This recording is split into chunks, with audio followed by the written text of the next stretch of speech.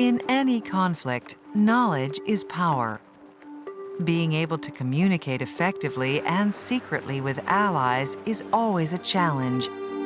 And codes, ciphers, and code breakers have played a vital role in every conflict in history. Therefore, it's hardly surprising to know that during World War II, some of the greatest minds of a generation were engaged in cracking the codes of enemy communications being transmitted around the world. But it's the lasting legacy of some of this work that is surprising. This is Beltchley Park in the center of England. Today, it is open to the public and is very popular with visitors. But during the Second World War, this was one of the most secretive places in the country, and the base of the government code and cipher school. The people who worked here broadly came from virtually everywhere, but more specifically, many of them came from the major universities.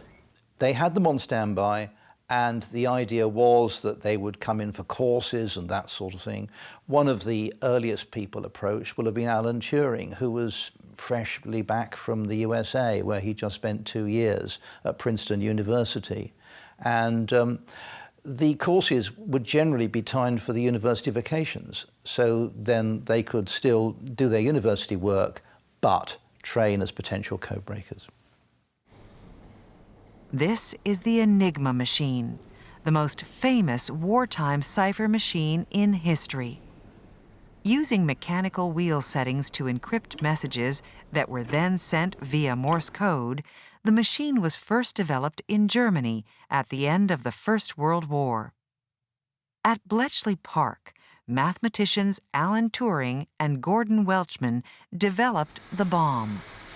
This electromechanical device enabled the testing of all the possible settings of the Enigma machine to be done mechanically, in high volumes and quickly.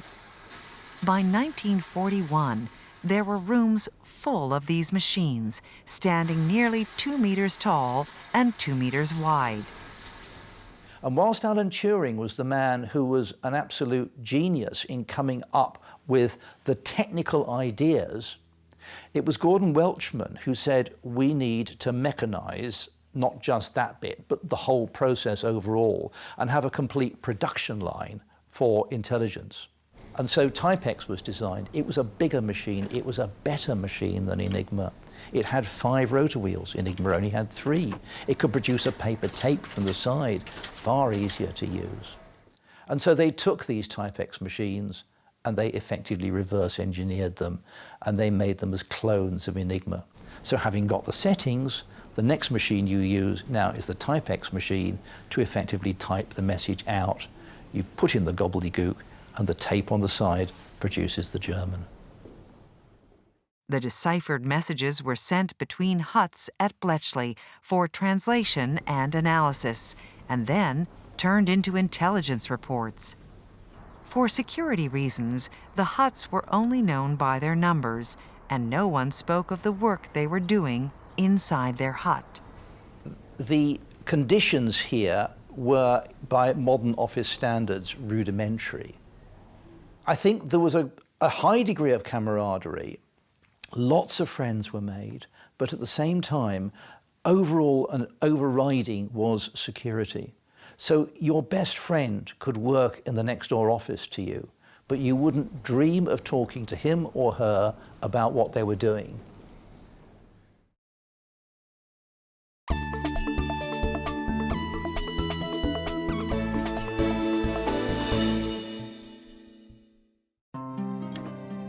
Breaking Enigma is one of the most famous achievements of the team at Beltchley, but it was the work done on another cipher machine, the Lorenz, that really laid the groundwork for modern-day computing. Some of the machines that were created to decipher Lorenz have been rebuilt and can be seen working to this day at the National Museum of Computing at Beltchley Park. Enigma machines were used in the field to create secure everyday communications. But the Lorenz was a much more complex cipher machine, which was used for high-level strategic communications. British intelligence had no idea what the Lorenz machine looked like or how it worked, but knew that the intelligence value of breaking this code would be immense. And some of Beltchley's most brilliant minds were dedicated to the task. Bill Tutt was perhaps the most brilliant of them all. All Tutt needed was a simple mistake to be made by a Lorenz operator. In August 1941, test messages sent by the Germans setting up a new link between Vienna and Athens were intercepted. It was due to operator error that the message was sent twice. Both copies were received by Beltchley.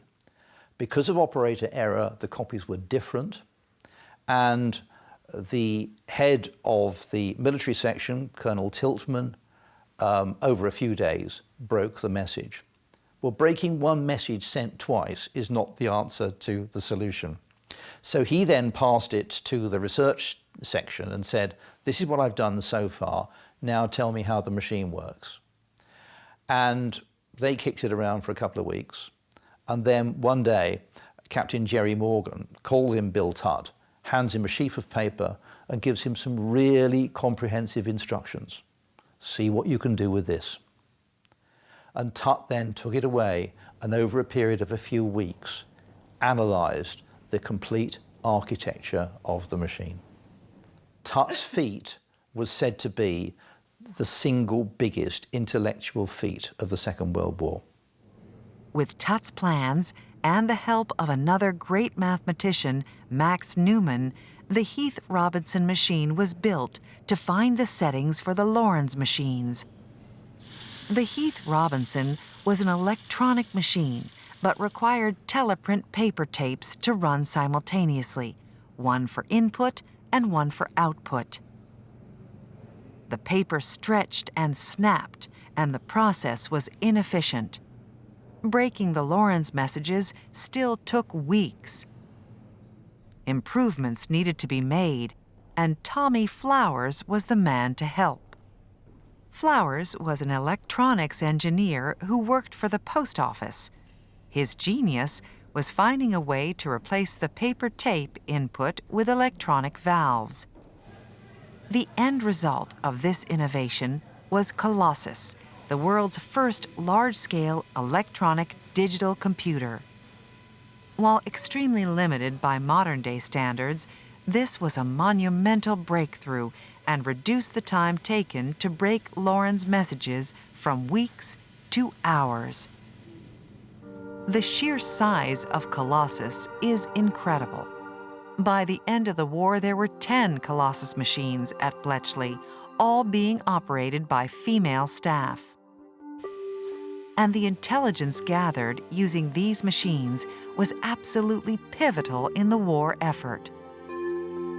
So why don't more people know about Colossus and about the genius of Max Newman, Bill Tutt, and Tommy Flowers?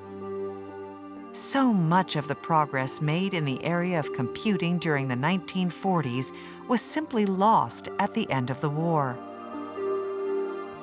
With the Cold War looming, the British never revealed that Enigma and Lorenz had been broken. People never spoke of their time at Beltchley.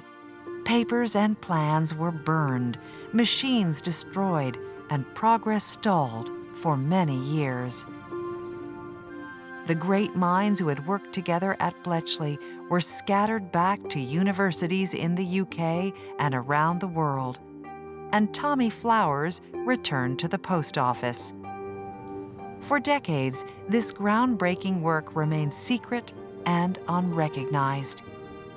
It wasn't until 1975 that the first information emerged about the existence of Colossus.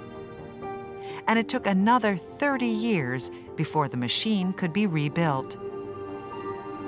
It's impossible now to imagine how different the history of computing might have been if the veil of secrecy had been lifted in 1945 and these great minds had continued to work together.